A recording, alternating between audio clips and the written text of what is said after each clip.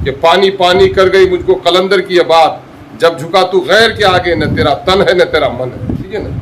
नीतीश जी ने राजकुमार जी को उचक लिया, है ना, एलजेपी के लोगों को उचक लिया, इन लोगों ने जमा खान साहब को उचक लिया, बहन जी की पार्टी से आए हुए थे, हमारे घटक दल थे, इनको उचक लिया। बीजेपी के वाले लोगों को देखिए कि पूरे तौर पर बेचारे सन ऑफ मल्ला को खत्म कर दिया। ये लोग नहीं चाहते हैं, ये लोग भले ही दलितों और पिछड़ों की राजनीति की बात करें, लेकिन मिजाजन सामंतवादी हैं लोग। और आपने ये नहीं देखा, उनके पैर में झुकते हुए लोगों को नहीं देखा, उनकी गर्मजोशी देखा कि मेरे दरमियान में गुलाम आ गया है और गुलाम पाँव छू रहा है, तो इससे बढ़कर क्या बात होगी कि लालू जी के नहीं होने से ये हो जाता, लेकिन लालू जी के होने से ये हुआ। मुझको इस बात पर ताज्जुब है कि लालू जी माइनॉरिटी के बारे में ऐसा सोचेंगे, तो पिछले दिनों में जो माइनॉरिटी के ताल्लुक से जो बातें कही जा रही थी, तो वो तो खुद ही लालू जी ने उसको गलत साबित कर दिया अपने से। नमस्कार, आप देख रहे हैं डी न्यूज और मैं हूं अभिषेक मिश्रा। बिहार की सियासत में कल एक बड़ा उलटफेर हुआ, या फिर यूं कहें कि खेल हुआ। AIMIM के 5 में से 4 विधायक तेजस्वी यादव के साथ चले गए। सवाल यह है कि क्या इन 4 विधायकों के चले जाने से तेजस्वी यादव मुख्यमंत्री हो जाएंगे? RJD का गणित पूरा हो गया है। और सवाल सिर्फ यही नहीं है, इस घटनाक्रम से जुड़ा हुआ कई सवाल है और दिलचस्प सवाल है, जिसके जवाब तलाशे जाने जरूरी हैं। हमारे साथ AIMIM के एकमात्र बचे विधायक और पार्टी के प्रदेश अध्यक्ष अख्तरुल ईमान साहब हैं। सर, इंटरव्यू की शुरुआत इसी से कि आपका नाम अख्तरुल ईमान है, आपका ईमान नहीं डगमगाया, बाकी 4 तो चले गए। ये बिकाऊ थे, बिके, ज़मीर नहीं था, ज़मीर फरोशी कर दी इन लोगों ने। और मामला ये है कि ये बिके भी और ख़रीदने वालों ने इसे ख़रीदा भी। और तो मैं समझता हूँ कि ऐसे लोगों के चले जाने से पार्टी को वक्ती तौर पर नुकसान हुआ है। आगे इसका नफ़ा हमको ज़रूर होगा कि छान फटक कर लोग लिए जाएंगे और फिर इस किरदार के लोग हमारे दरमियान में नहीं आ पाएंगे। सीमांचल छिटकने का क्रम है? नहीं, सीमांचल में ये लोग भाग गए। इन लोगों ने मीर जाफर का किरदार अदा किया है, लेकिन सीमांचल की जनता आज मजबूती के साथ पार्टी के साथ खड़ी है। इसलिए हमको सीमांचल के निकलने और छिटकने की बात नहीं है। सीमांचल अपनी जगह पर बड़ी मजबूती के साथ पार्टी के साथ पूरी आबादी खड़ी है। बल्कि मैं समझता हूँ कि इसकी वजह से बड़ा रद्द अमल हुआ है।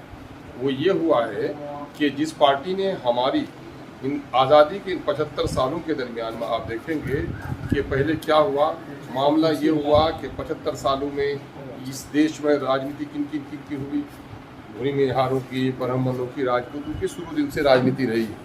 लेकिन यादवों की राजनीतिक पार्टी बनी तो कोयली कुर्मी की बनी, पार्टी निषाद भाइयों की बनी, पार्टी पासवान भाइयों की बनी, पार्टी माझी भाइयों की बनी। लेकिन किसी को कोई दिक्कत नहीं, और पार्टी से दिक्कत हमारे को किसी ने बर्बाद किया। यकीनन है कि मुसलमानों की गर्दन काटने में बीजेपी आगे रहती है, लेकिन राजनीतिक एक शक्ति 75 सालों की आज़ादी के बाद एक राजनीतिक शक्ति बनकर उभरी, और उसका गला किसी ने देता है तो वो राजद है ना। और राजद को इसकी बड़ी कीमत चुकानी पड़ेगी। ये जो हमारे जो उम्मीद की किरण थे, 4 विधायक जो भाग गए हैं, इनको उनकी जनता सबक पिलाएगी। और मैं समझता हूँ पूरी बिहार की सेकुलर जनता, पूरी बिहार की अक़लियतों और दलितों और पिछड़ों से ताल्लुक़ रखने वाली जनता, जो इंसाफ पसंद जनता है, वो राजद को भी सबक पढ़ाएगी और इसकी बड़ी कीमत उनको चुकानी पड़ेगी। बिहार के कई राजनीतिक दल, उसके नेता ये दावा करते हैं कि बिहार में मध्यावधि चुनाव होगा, लगता है आपको? अब ऐसा तो कुछ संकेत नहीं है ना। कोई विधायक इलेक्शन में जाने के लिए तैयार नहीं है, कोई पार्टी इलेक्शन के लिए तैयार नहीं है। हाँ, तोड़ जोड़ नैतिक सिद्धांतों के पतन के साथ राजनीति करना बिहार के राजनेताओं की आदत हो गई। ईमान साहब, देखिए, अगर हमारी समझ में कहीं कोई दिक्कत हो तो आप उनको करेक्ट कीजिएगा। जितना मैंने समझा है, इस तरह के कई घटनाक्रम हमने देखे हैं। आमतौर पर होता यह है कि सत्ता के लिए लोग टूटते हैं, विपक्ष में जाने के लिए शायद ही कोई टूटा हो या टूटता हो, हमने ऐसा नहीं देखा है। हो सकता है आपने देखा हो। क्या ढील हुई होगी? RJD के पास देने के लिए बहुत कुछ नहीं है। राज्यसभा का चुनाव हो चुका है, विधान परिषद का भी चुनाव हो चुका है, बाकी जो चुनाव था वो भी हो चुका है। तो ऐसा कुछ लगता नहीं है। क्या डील हुई होगी? क्या डील देख पा रहे हैं आप? देखिए, आप कहाँ से बोल रहे होंगे देने के पास कुछ नहीं है। जिनके पास लूटे हुए पैसे होते हैं, जिन लोगों के पास टिकट की बिगड़ी के पैसे होते हैं, किसी का देने के लिए कुछ नहीं होते उनके पास। सवाल है कि देने के लिए बहुत कुछ है, इसी वजह से हमारे विधायकों को इन लोगों ने खरीदा है। और मामला ये समझिए कि सत्ता बनाने का नहीं, वो जो करते रहे हैं वो समझ रहे हैं कि मुसलमानों का वोट तो मेरी जागीर है ना, ये हमसे अलग होकर के कोई राजनीतिक शक्ति बनेगी, इसको बनने नहीं देना है। इसलिए उसने अपनी इस बुनियाद को मजबूत करने के लिए ये सोचा कि अगर माइनॉरिटी के दरमियान में कोई पॉलिटिकल ताकत खड़ी हो जाएगी तो माइनॉरिटी मेरा तलवा नहीं चाटेगी, ये लोग चाटेंगे, ये लोग हमारी पाँव में मॉलिश नहीं करेंगे, सर झुका के जो आज सलाम कर दिए नहीं करेंगे। तो इसी वजह से उन लोगों ने कहा है कि माइनॉरिटी के दरमियान में कोई राजनीतिक शक्ति पैदा होने नहीं दो। आप चुन चुन कर देख लीजिए ना, नीतीश जी ने राजकुमार जी को उचक लिया है ना, एलजेपी के लोगों को उचक लिया, इन लोगों ने जमा खान साहब को उचक लिया, बहन जी की पार्टी से आए हुए थे हमारे घटक दल थे, इनको उचक लिया। बीजेपी के वाले लोगों को देखिए कि पूरे तौर पर बेचारे सन ऑफ मल्ला को ख़त्म कर दिया। ये लोग नहीं चाहते हैं, ये लोग भले ही दलितों और पिछड़ों की राजनीति की बात करें लेकिन मिजाजन सामंतवादी हैं लोग, है ना। बकरी का खाल ओढ़े है सियार, आज भी सामंतों के हाथों में है बिहार, है ना।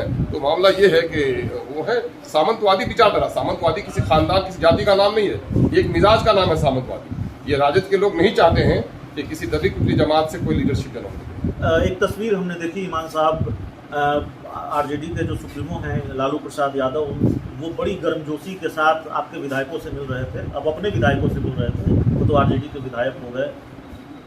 यकीनन है, वो तो चाहते ही हैं। और आपने ये नहीं देखा उनके पैर में झुकते हुए लोगों ने नहीं देखा, उनकी गर्मजोशी देखा कि मेरे दरमियान में गुलाम आ गया है और गुलाम पाँव छू रहा है, तो इससे बढ़कर क्या बात होगी। कहा था एक कवि ने कि पानी पानी कर गई मुझको कलंदर की ये बात, जब झुका तू गैर के आगे, न तेरा तन है न तेरा मन है, न तन तेरा न मन। आपको लगता है कि अगर लालू यादव नहीं होते, पटना में नहीं होते, दिल्ली में होते, या लालू यादव उस भूमिका में नहीं होते तो फिर ये खेल नहीं हो पाता? नहीं, हम तो ये समझ रहे थे, हम तो अब भी यही समझ रहे थे कि लालू जी के नहीं होने से ये हो जाता, लेकिन लालू जी के होने से ये हुआ। मुझको इस बात पर ताज्जुब है कि लालू जी माइनॉरिटी के बारे में ऐसा सोचेंगे।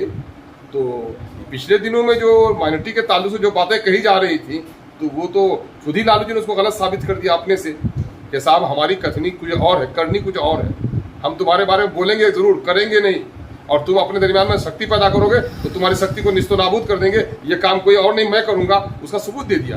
बल्कि मुझको ताज्जुब इस बात पर है कि लालू जी की उपस्थिति में ऐसा हो गया और माइनॉरिटी के दरमियान में उठने वाली जो राजनीतिक शक्ति थी उसका गला दबाया गया उसके सामने में, और उसने दबाया। ये हमारे लिए ताज्जुब की बात, बड़ा आस्था था लालू जी को। एक आखिरी सवाल है ईमान साहब की, अब आपकी रणनीति क्या होगी? मैंने देखा बहुत सारे लोग आपसे मिल रहे हैं बिहार के दूर दूर इलाकों से, क्या टास्क दे रहे हैं उनको? भाई टास्क दे रहे हैं कि अपने पार्टी को संगठित कीजिए, है ना, और संघर्ष का रास्ता अपनाइए। हम इससे इनके चले जाने से हम न गमज़दा है, न हम खौफज़दा है, न अपने आप को कमज़ोर हम समझते हैं। राजनीति में जो सबसे बड़ी शक्ति होती है वो जनता के पास हो सकती है। जनता आज मेरे साथ है, बल्कि इसके रिएक्शन में लोगों के दरमियान में यह गम है कि गुजरात में मुझे काटा गया, मैं उसे नहीं भूल सकता हूँ। जिसने मस्जिद में मेरा ताला लगाया है और ताला तोड़ा है, मैं उसे नहीं भूल सकता हूँ। और जिसने मेरी राजनीतिक शक्ति को तोड़ा है उसके इस जुर्म को भी हम माफ़ नहीं करेंगे। ये लोग संकल्प ले रहे हैं। तो चलिए, हमारे साथ अख्तरुल ईमान साहब थे, AIMIM के विधायक और पार्टी के प्रदेश अध्यक्ष। साफ तौर पर यह कह रहे हैं जो हुआ वो ठीक नहीं हुआ और आरजेडी को इसकी कीमत चुकानी पड़ेगी। भरोसा था कि लालू यादव हैं तो ये नहीं होगा। आश्चर्य है कि लालू यादव थे तब ये हो गया। इस इंटरव्यू में इतना ही। उम्मीद है आपको इंटरव्यू पसंद आएगा। बहुत बहुत धन्यवाद।